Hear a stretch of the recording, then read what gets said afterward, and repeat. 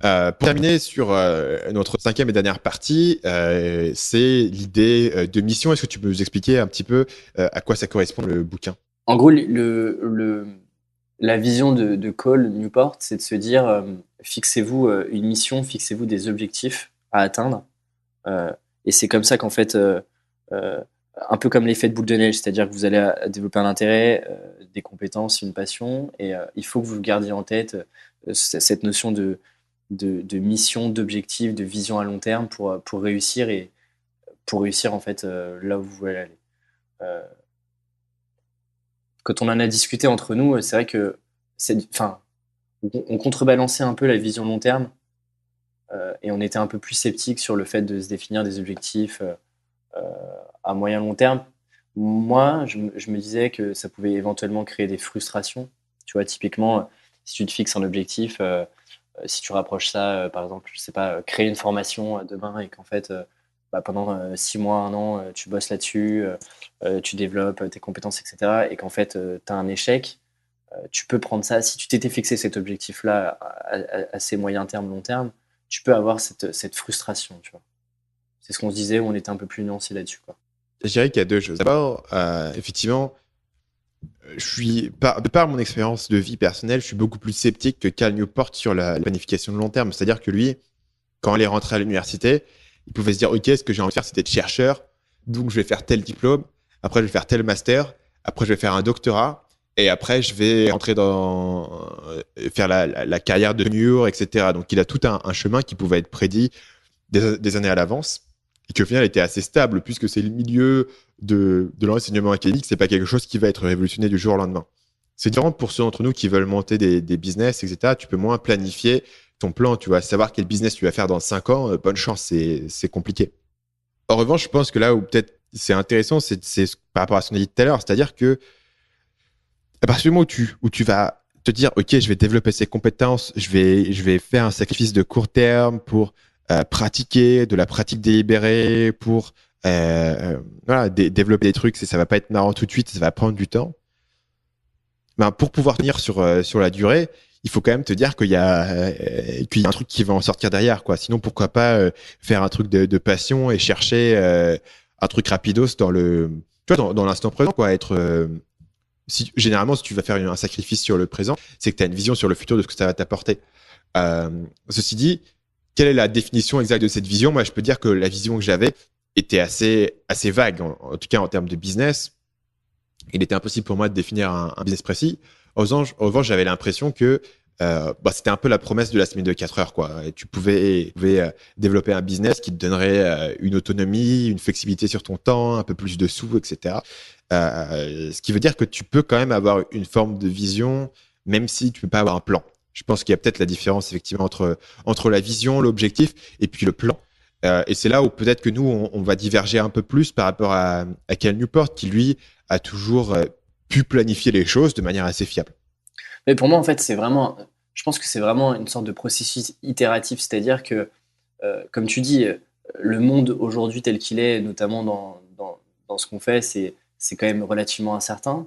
Alors effectivement, tu peux avoir une vision des choses sur lesquelles tu as envie d'aboutir, mais pour moi, tes objectifs sont aussi en fonction de ce que tu fais à un moment T, tu vois. C'est compliqué. Enfin, te fixer. Moi, typiquement, tu me demandes où est-ce que je serais, ce que je ferais dans un an. C'est assez compliqué pour moi de te donner une réponse, quoi. Et il y a peut-être 60% de chances que, en fait, je sois peut-être pas du tout dans cet objectif-là.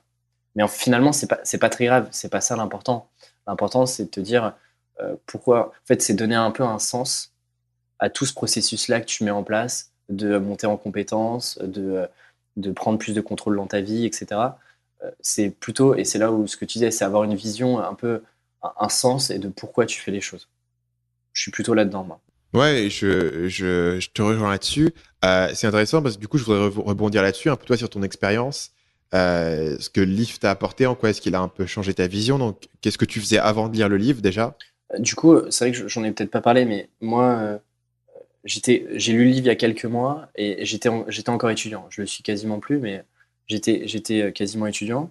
Et comme beaucoup en fin d'études, je me posais des questions de qu'est-ce que je vais faire après, j'entends parler partout les gens sont passionnés par ce qu'ils font, etc. Mais finalement, moi, c'est peut-être. Mais j'ai jamais eu de passion, en fait. J'ai jamais été passionné, j'ai jamais été un grand sportif, j'ai jamais eu des talents en musique, etc. Et du coup, je me suis dit, OK, en fait, le premier bénéfice que j'ai tiré de ce livre, c'est de comprendre que finalement, une passion, elle se construit au fur et à mesure et tu pars pas de ta passion pour en faire ta vie. Donc ça c'est le premier point. Et le deuxième point, moi, ça m'a permis aussi du coup de me poser des questions en identifiant un peu les compétences qui, pour moi, en tout cas les compétences sur lesquelles j'avais déjà travaillé, que je souhaitais développer et qui pouvaient à terme devenir suffisamment rares et créer suffisamment de valeur pour les autres. Et du coup, c'est pour ça que je me suis un peu rapproché de ce que je faisais quand j'étais petit. Tu parlais des histoires d'Harry Potter et c'est un peu ce que je faisais quand j'étais plus jeune. J'écrivais des histoires un peu dans mon coin de manière assez confidentielle. Mais du coup, je me suis reconnecté à ça. Et du coup, depuis quelques mois, j'écris sur Medium, qui est une plateforme de blog qui commence à être pas mal connue en France.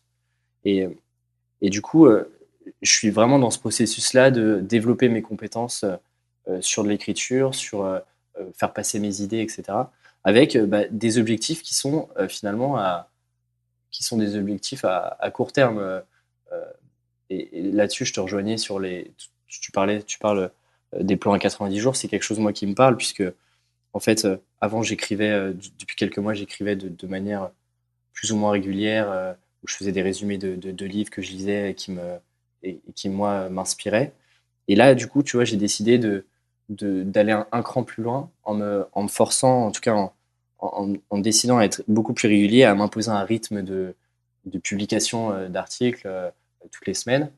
Et en parallèle de ça, en fait, tu vois, ces compétences que tu développes là, moi, elles me servent aussi dans la partie freelance que je fais à côté, puisque en fait, ça me permet de montrer de montrer en fait l'intérêt de ce que j'écris et la valeur de ce que j'écris à mes clients en fait sur lesquels je les ai dans la partie contenu, tu vois.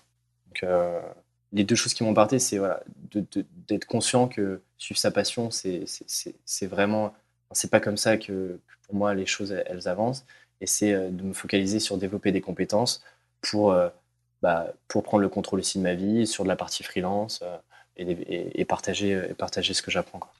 Donc c'est vraiment intéressant parce que c'est pas une technique qui est souvent suivie en fait. En gros, tu t'es dit, ok, je voudrais avoir de l'autonomie et pouvoir faire un travail qui m'intéresse.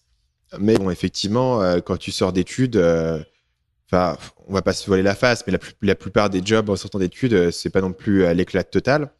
On dit, ok, comment je vais de là où je suis à faire un truc qui m'intéresse. Pas mal de gens vont dire, ok, je vais monter un site automatisé, machin, qui va faire des trucs. Toi, tu t'es dit, en fait, moi, ça m'intéresse d'écrire. Je trouve ça, j'ai un intérêt personnel pour ce truc-là.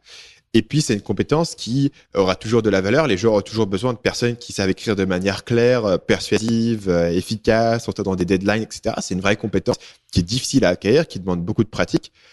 Donc, si je me mets à développer cette compétence-là et que je deviens bon là-dedans et que je sais écrire de manière régulière et de manière efficace avec un bon résultat, tout d'un coup, j'aurai beaucoup d'options dans ma carrière et je pourrais faire un job qui est intéressant. Exactement. Ouais. C'est vraiment, en fait, c'est vraiment ça. Je pense qu'il faut aussi se reconnecter avec des choses qu'on aime faire au quotidien et on se pose pas forcément assez de questions et notamment, tu vois, quand tu es pris dans tes études, tu arrives à la fin, tu as peut-être des prêts, tu as des deadlines. En fait, je pense que c'est aussi bien de se reposer les bonnes questions de pourquoi tu fais les choses, pourquoi tu te lèves le matin. euh, et en fait, tu prends, au fur et à mesure que, typiquement, moi, c'est vraiment ça. Plus j'écris, plus je prends du plaisir, plus en fait je m'éclate, plus en fait, tu prends aussi et c'était en lien avec les 10 000 heures, en fait, tu partages ton contenu, du coup, tu le diffuses, tu prends des retours qui t'aident à t'améliorer. Et en fait, c'est vraiment un cheminement étape par étape où, bah, en fait, tu vois pas, tu vois, je me suis pas dit demain, je vais monter un énorme site, je vais vendre des formations, etc. J'y vais petit à petit, en fait, pour aussi apprendre à me connaître et à développer petit à petit ces compétences-là. Et il y a que comme ça où en fait tu vas trouver de la satisfaction dans ce que tu fais. Enfin, moi je pense que c'est comme ça que tu peux t'éclater, quoi. Salut, c'est Stan, j'espère que vous avez apprécié cet extrait du podcast Marketing Mania. Bien sûr, vous pouvez retrouver l'ensemble des épisodes du podcast, y compris les instructions sur comment vous abonner sur l'application Apple Podcast ou sur votre téléphone Android en vous rendant sur mon site à l'adresse marketingmania.fr/podcast. Je vous ai mis le lien dans la description de cette vidéo.